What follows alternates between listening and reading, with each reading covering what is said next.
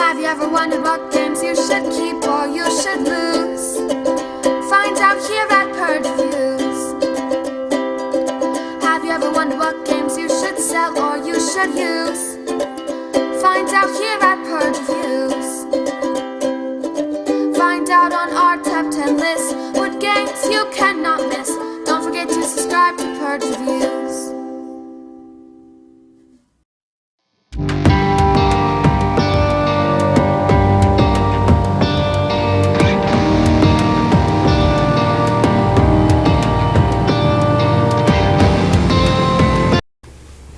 Before the Wind is a game that as soon as you say the title of it, there should be a couple chuckles in the room.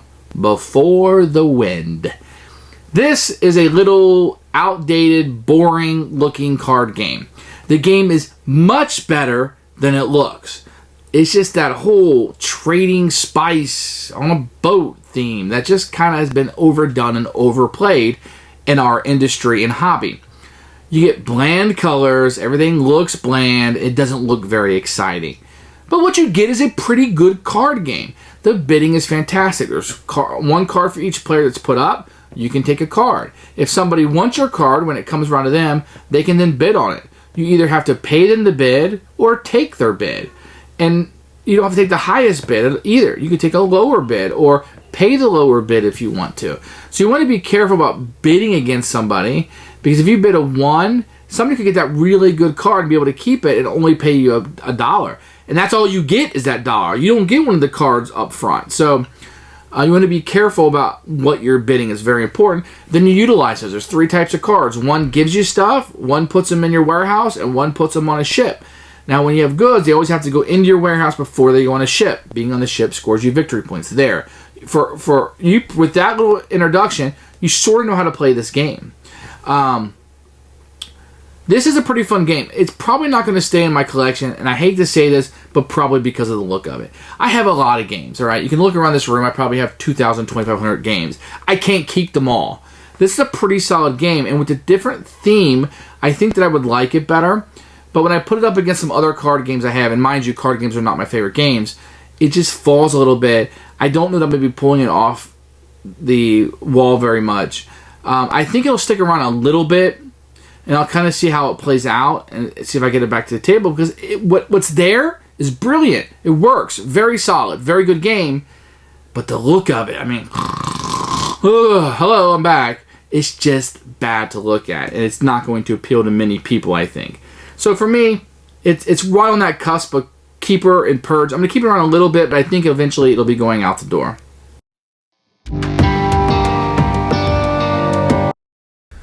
Here are the components for Before the Wind. You get kind of a bland cover here. I'm not really sure what they were going for. It just looks really, really bland to me for what you're going to get. We do get a rule book with some very, very small fonts. The pictures are really nice.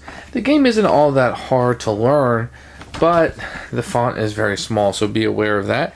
You are going to get an insert. You can tell mine was probably moved around, but it does fit the game fairly well. Let me move this out of the way for you.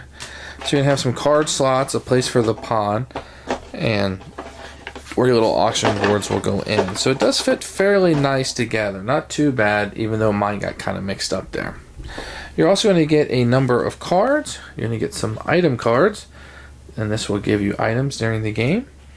You will also get these little miniature cards that will have different functions, and they're all very, very small. You're going to get ship cards. They're small and large boats. These are regular cards. They're okay. They're not shuffled a whole lot. The pictures tend to repeat a lot, but they're okay. What you really need to know is what items and the victory points. And then you'll get a couple of these for your warehouse. These are really hard cardboard. Really nice, and probably the best component in the game.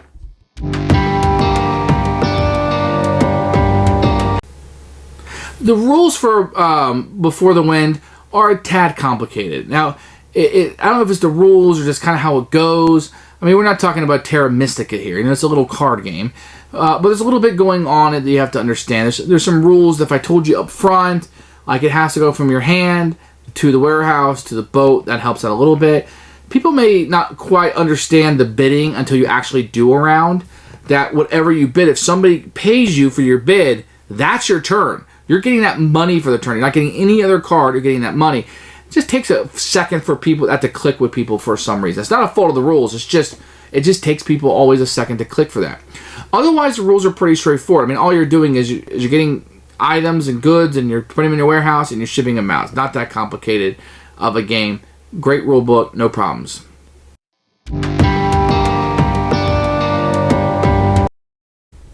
So the game itself is going to really be driven from these three little stacks.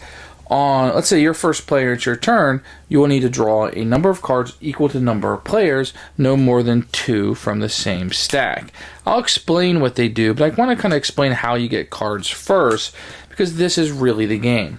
So on your turn, you'll take a card and place it in front of you. Then this player may place this card in front of you.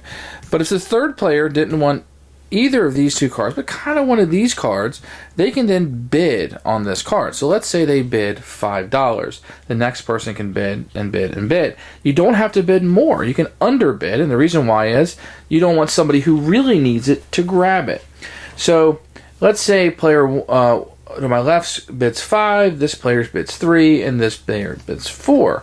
I can either take a bid, 3 from him, 5 or 4, or I have to pay somebody their bid. So, and then I get to keep the card. And once I pay it, it's mine. Nobody else can try to steal it or outbid it. So either take the money or bid. Now, if everybody just takes a card, the bidding process never works. That happens sometimes, maybe earlier in the game, but really the game comes alive when you're doing that bidding. What you're going to be doing for the most part, these kind of ship cards will come out. There's large and small ships. I'll just show you what they are. You need to be able to give up 2 apples and return $9. In this case, an apple and cheese for 8, some fruit for 5, cheese and silk for 5, and etc.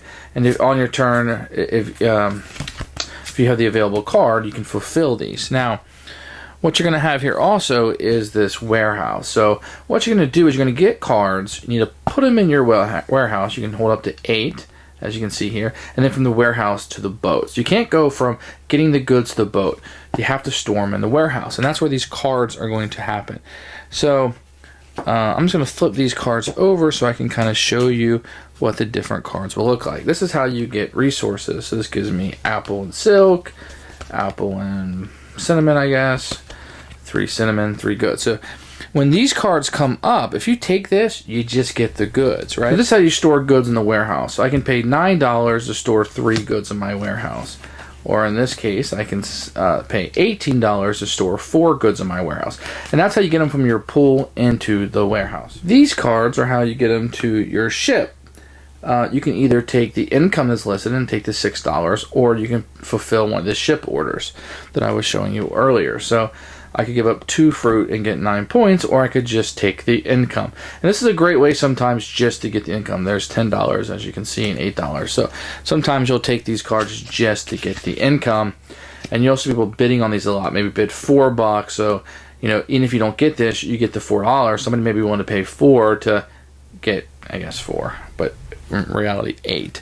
So you'll be bidding on these cards to get goods, then putting the goods in the warehouse and putting them out in the ships to score victory points. It's a very simple engine. The rulebook makes the game a little bit harder than it needs to be, but that's kind of how it works. Who should buy this game? Now, the look of the game is so dry and so bland that I think it's going to turn a lot of people off. If you can get past this, this is a really good little card game.